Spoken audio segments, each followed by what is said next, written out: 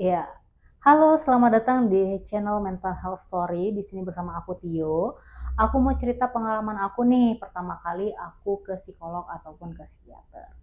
Jadi teman-teman, pertama kali tuh aku memutuskan untuk pergi ke psikolog dulu awalnya ya. Di tahun 2020 akhir itu karena aku merasakan cemas.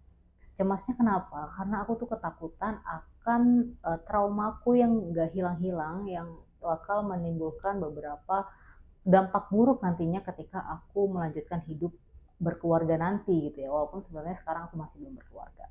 Nah gini, jadi dulu itu aku banyak terpapar konten-konten di sosial media tentang inner child.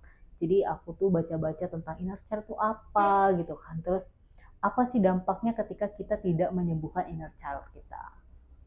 Nah di situ tuh ada sebuah konten yang bilang kalau inner child itu seperti gunung es gitu ya, yang nampak tuh sedikit gitu, tampaknya mungkin sifat kita baik gitu ya, kita itu anaknya mungkin sebagai anak kita penurut atau apalah gitu ya.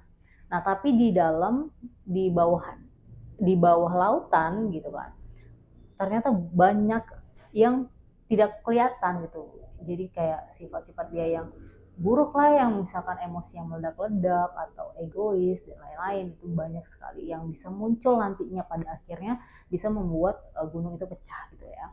Nah,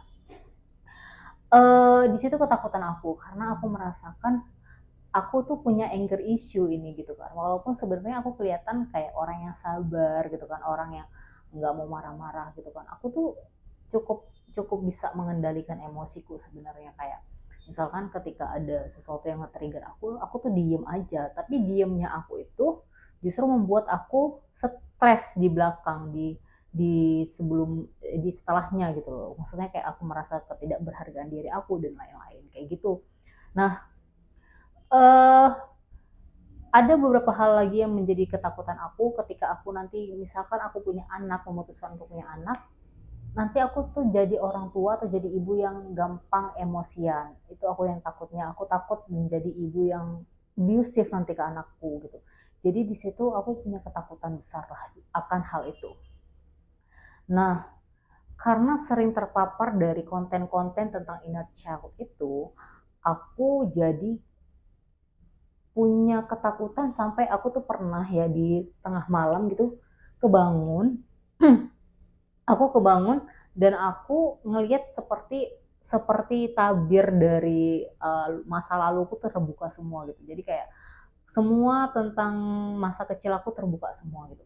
Terus aku ngelihat di situ aku pernah dipukul, pernah ditampar, pernah dimarah-marahin gitu-gitu. Jadi di tengah malam itu sekitar jam 12 atau jam 1 pagi gitu ya, aku tuh ngerasa ketakutan dan benar-benar nggak bisa tidur lagi setelah itu. Jadi aku benar-benar punya rasa takut yang mendalam saat itu. Nah, itu mungkin kejadiannya berlangsung sekitar 6-7 bulan lah ya.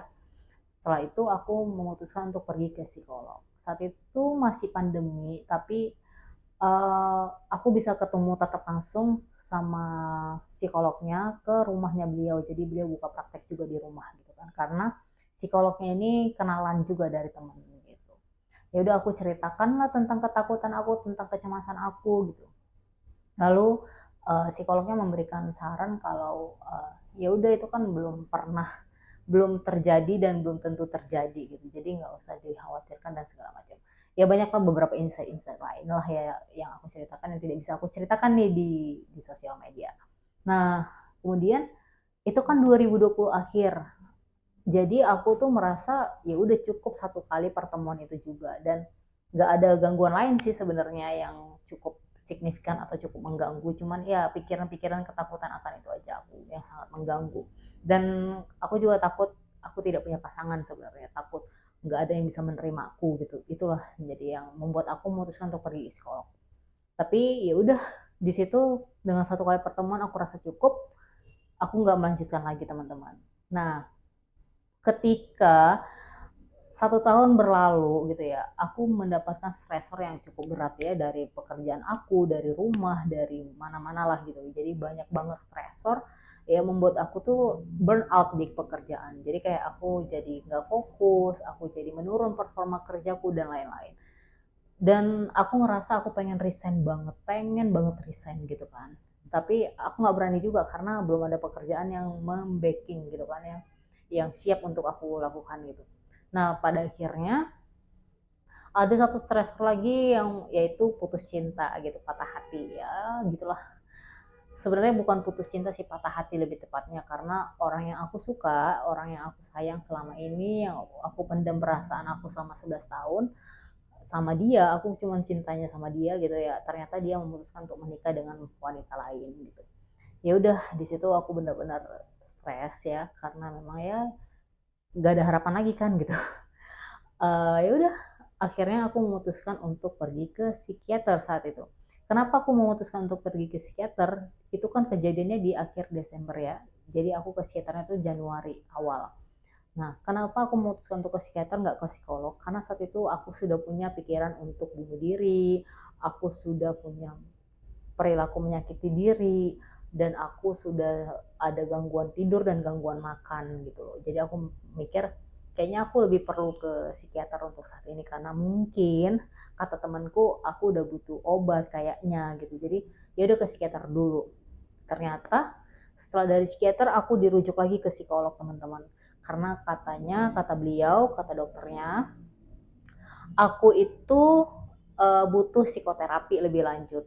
Beliau bisa memberikannya, cuman karena waktu terbatas dengan beliau gitu ya, jadi mungkin akan lebih enak lagi kalau nanti dengan psikolog gitu. Akhirnya aku dua-dua nih terapinya, ke psikolog dan ke psikiater gitu teman-teman.